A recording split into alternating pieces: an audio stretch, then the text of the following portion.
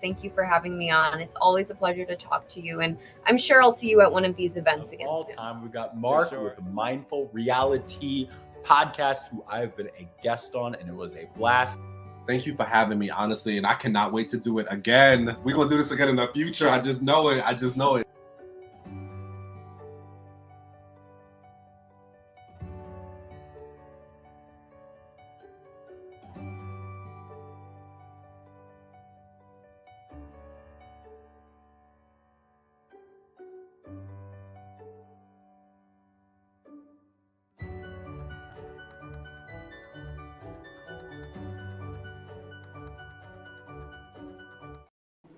What's up, y'all? Good morning. Happy day off from work day to those people who are off work. I don't really celebrate those holidays like that, but I just know that today is a day off of work, so I knew that I could rest easy, knowing that I could go to sleep and wake up whenever, but yet here I am awake.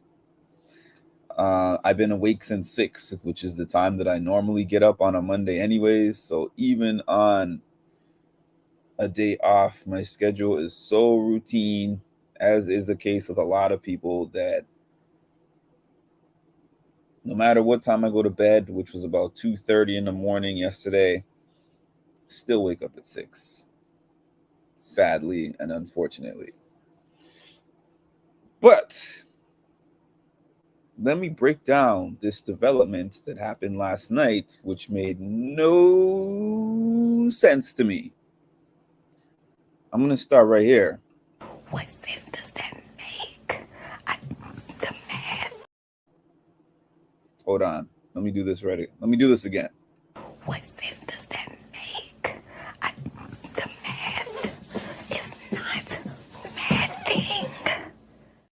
I got to play that one more time. One more time. What sense does that make? The math is not mathing. Right. So that was my feelings on what was going on last night with Jag. Oh my goodness. So last week, you can't even make this stuff up. Hold on, let me get my Mimi scale face of what I felt like regarding Jag last night before I even start.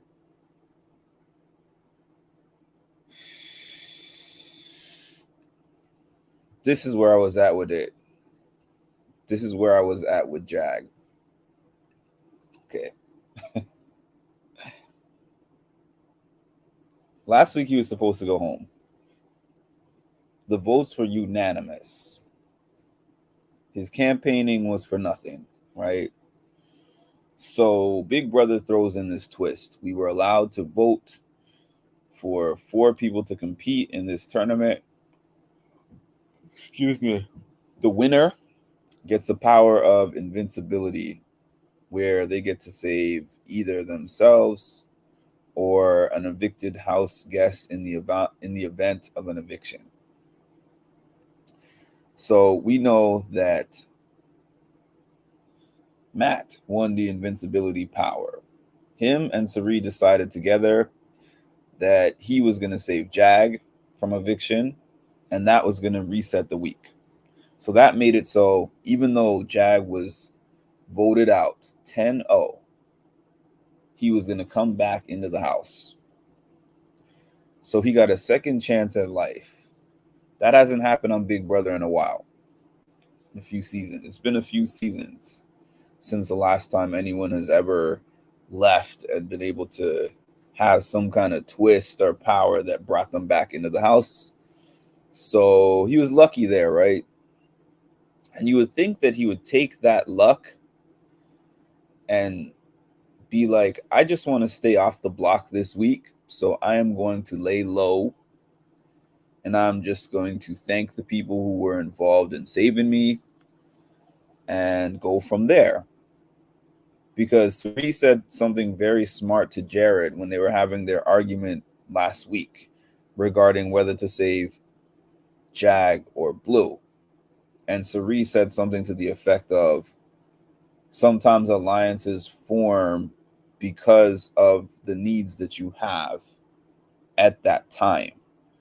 Because he was like, oh, I can't trust Jag. I can't trust Jag. And she was like, it's not necessarily always about, can you trust the person, or do you want to take the person to final two, or would they take you to final two? Sometimes things evolve in a game where you have a mutual need to get rid of a target. So you have a partnership that is short-term and conditional, like it benefits you for a time.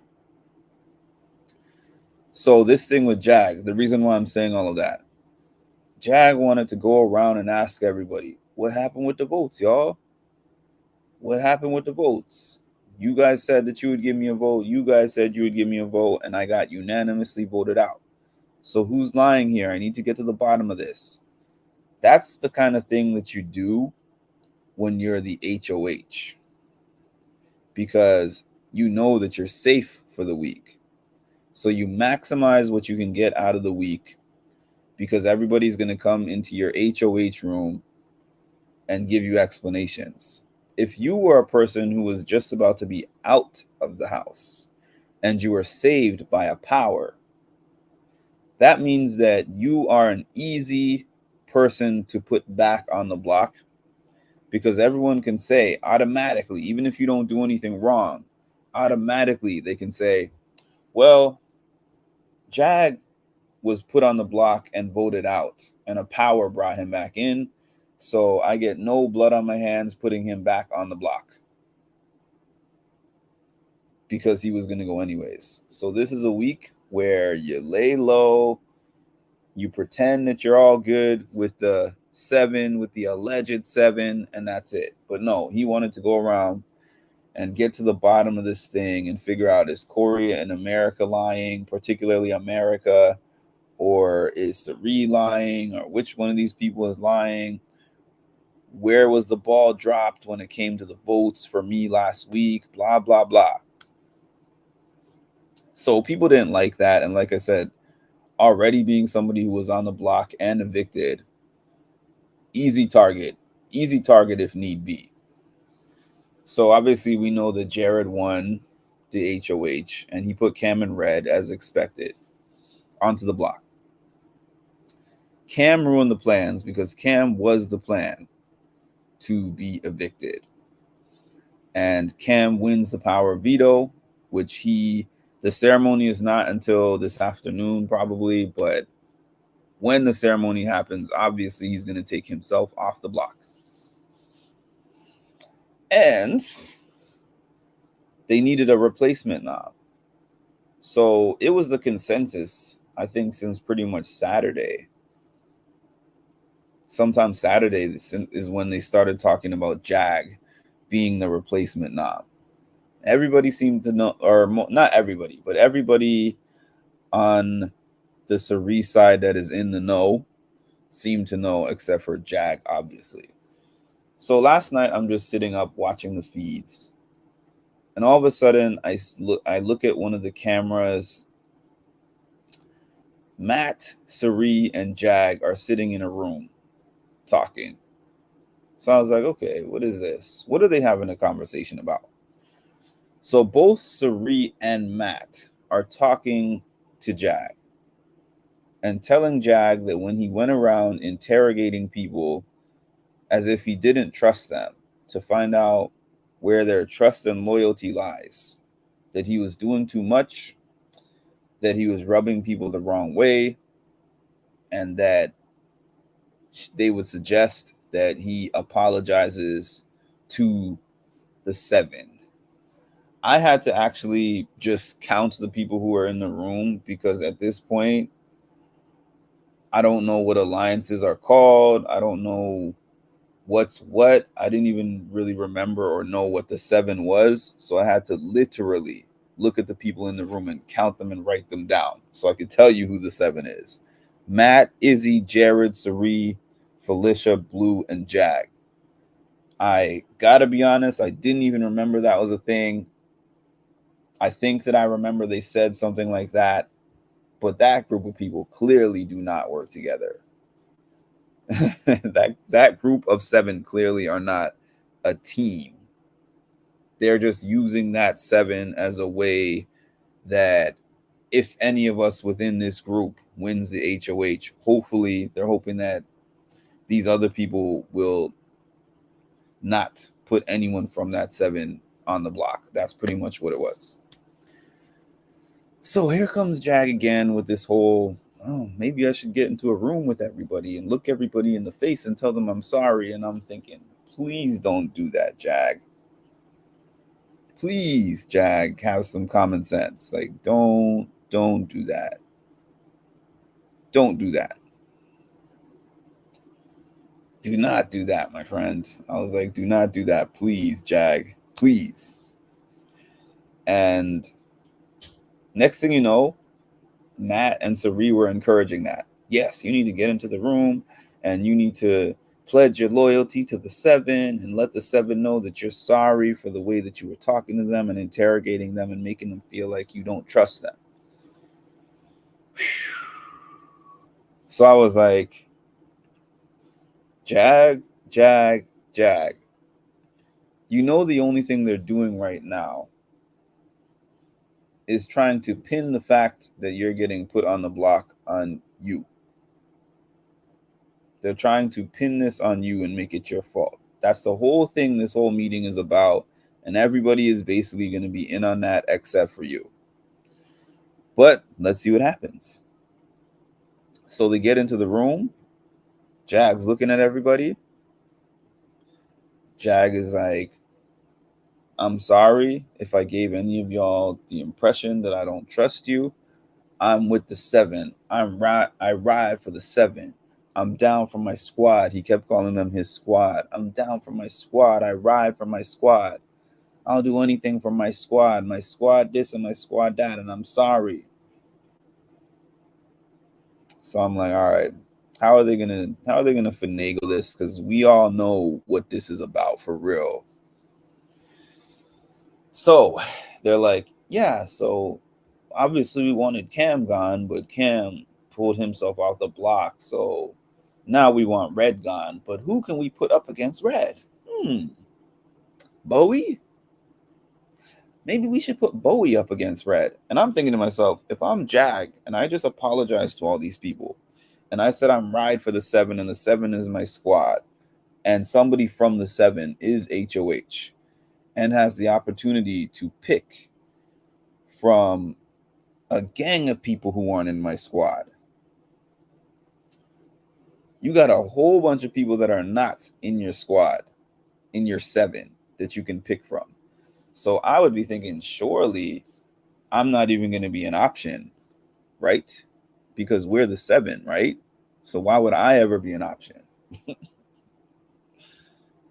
So the first person to suggest this is Blue, of all people. Blue is like, oh, well, I'm just saying, if you go up as a pawn, now don't shoot me down or anything, but if you go up as a pawn, that's going to throw them off the trail of us working together.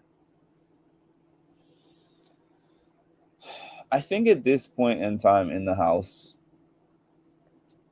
there's no major surprises of who's working with who.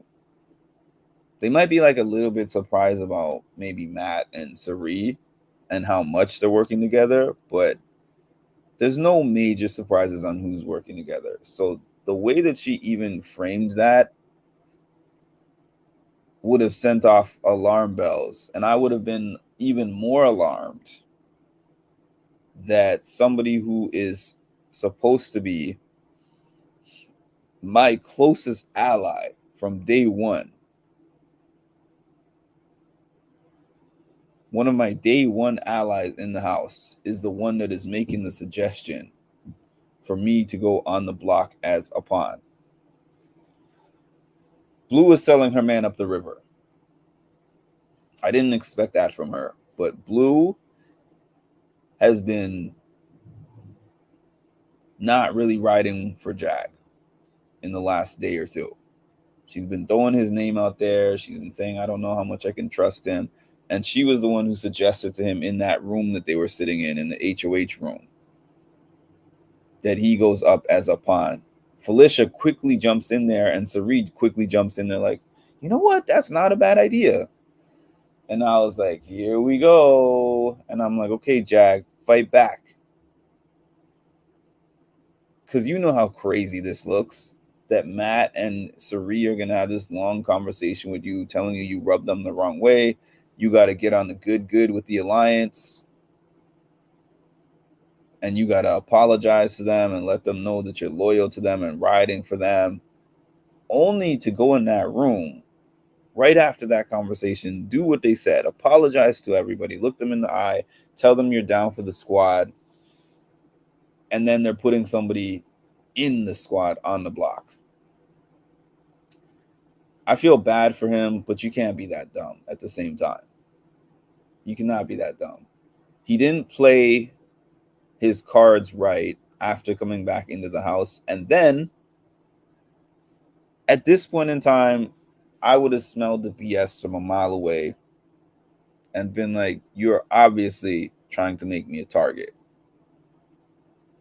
At this point, he barely had any pushback. It's like, I don't really want to be on the block, but I'm a team player. And if you guys want me to be the pawn, I'm going to be the pawn. Do you know what I said to that? What sense does that make? The math is not mathing. The math is not mathing.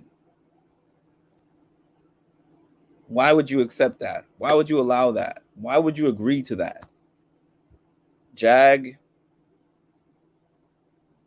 I don't know. Even if by some chance they decide like red is a bigger threat and they need to get rid of red rather than you don't have a team. You don't have a 7. You don't have a that 3, or what was it? 1, 2, 3. The 3 that he was trying to make with Sari, supposedly, that's not real. Your 2, I don't know if you made it official, but your partnership or your friendship with Blue, she's willing to throw you under the bus. Jag actually is on an island in this game.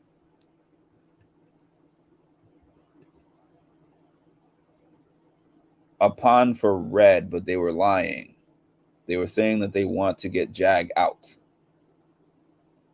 They were saying, we need somebody to replace Cam on the block. Blue suggested that Jag goes on the block as a pawn, and he agreed.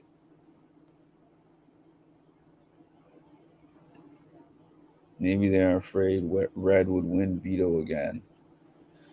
The group has said thus far that they want Jag out. They got in a room together and lied to the man and told him that they want him to go up as a pawn because it would throw people off the trail to them working together, even though they could clearly pick somebody outside of the 7 to put on the block.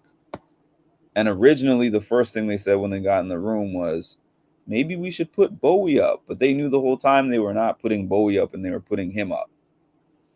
So then Izzy went to Corey to tell him what happened. And Izzy was laughing about it. And she was like, this guy really thinks that he's a pawn.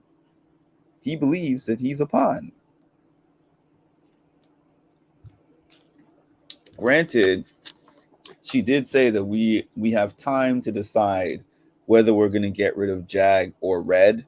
But the whole point is Jag is not a pawn to them. Jag is an option. And right now, Jag is the primary option, as a matter of fact. Based on the conversations that they've had, they want Jag to go as of now.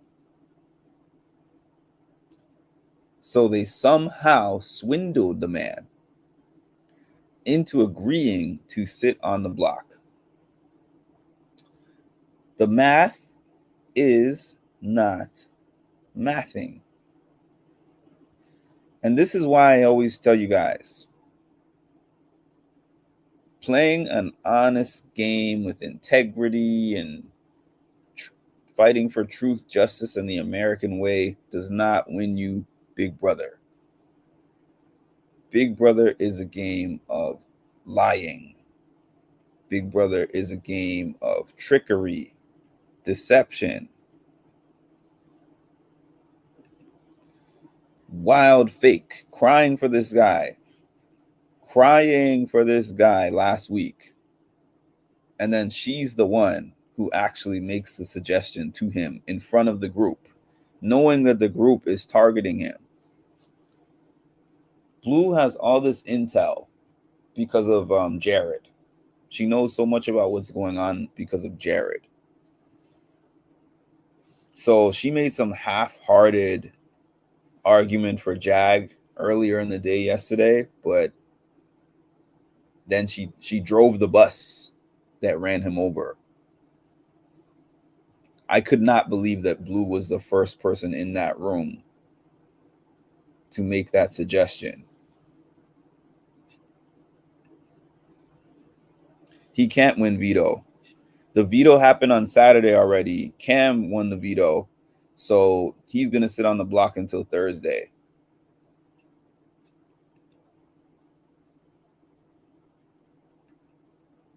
So today is the veto ceremony, and this is the ceremony where Cam is going to take himself off, and they're going to replace Cam with Jag. Jag and Red are going to sit on the block, and the house is going to talk and talk and talk and talk and talk and talk and talk endlessly. They're going to talk endlessly about the possibilities of keeping Red and the possibilities of keeping Jag. We know how it goes in the flip-flop house. Flip, the flop, the flip, flip, floppity, the flip, flip, floppy. We don't stop. They're going to flip a coin, be like heads, it goes to Jag going home, and tails, it goes to Red going home. And then it's going to land on heads, and they're going to be like best 2 out of 3. And then they're going to be like best 3 out of 5. And it's going to keep going. Best 4 out of 7. Best 6 out of 10. But I'm just disappointed in Jag, because I thought Jag was going to be so good at this game. He started out all right. I said, okay, he made a mistake, I guess, by riding so hard for Riley. But then when Riley was out, I'm like, okay, Jag is a really smart guy. So he's going to be able to adjust with Riley being out of the house, and his game arguably will probably be better without her in the house. Nope. His game is worse.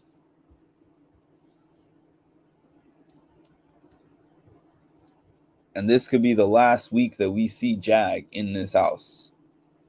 I would never agree to that. I know that you might say, oh, well, the numbers, right? So this is what I would say to that.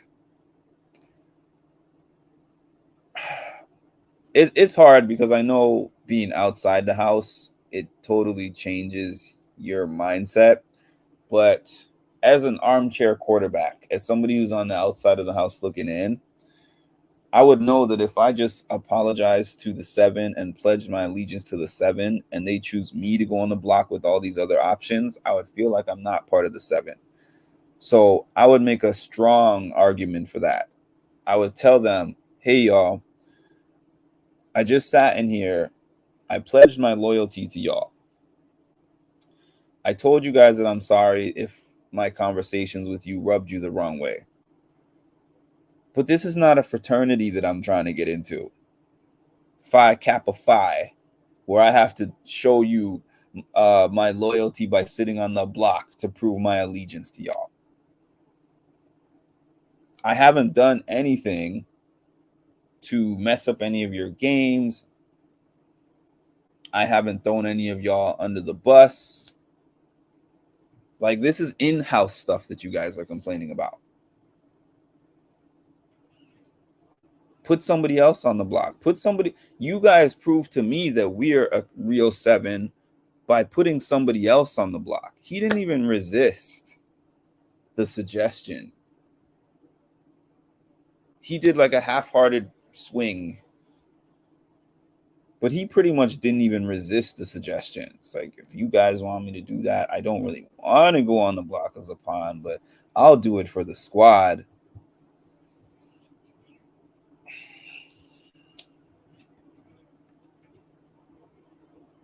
What sense does that make? The math is not mathing. The math is not mathing. Riley was definitely the glue for that alliance. Crazy that she was only there for 2 weeks. It would have been so beneficial for his game if Riley had stayed instead of Cam. In the multiverse, if Cam goes home instead of Riley, Jag's game would be in such a better position right now.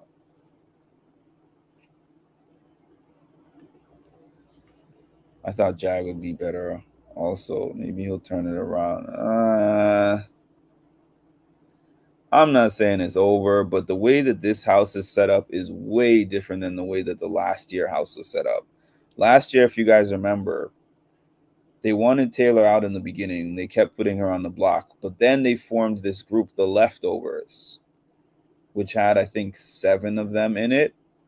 They flipped the house around. They got Amira out of the house, and they had her within that group, and that group was protecting her. That's the thing that Jag does not have. Jag does not have a group of people in that house that are protecting him. That 7 just put him on the block. He doesn't have an alliance that's protecting him. America is allegedly his friend, but she was one of the 10 unanimous votes to get him out. Blue is allegedly his friend. She was the one who offered for him to go on the block. So he doesn't have the protection that a Taylor had. It's not that type of situation for Jag. Jag is on Jag Island. This house is broken up into subdivisions. That's how I can call it. Subdivisions. Those large groups are all BS. There's no large group this season that is really working together like that. The Leftovers work together and the Cookout work together like that. This season is not like either of those seasons. It will never happen again. I agree. It was a miraculous run, seriously. Listen, all the things that had to happen for Taylor to win, right? First of all, she was going to probably go out first week. And then there was the self-eviction by Paloma, which removed that backstage boss thing, and nobody got evicted that week. She continued to go on the block. And then all of a sudden, some of the people who were involved in putting her on the block decide to form this Leftovers group, which starts protecting her. It was like there are anomalies in Big Brother. There are seasons that are just anomalies, where it's like nobody else can win that way. Just like I say, there can't be another Cookout, because there will never be another time where nobody sees a Cookout coming. Oh, we're going to do the exact same thing as the Cookout.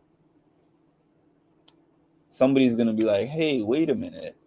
Have you noticed that everybody who's been out of the house so far is white?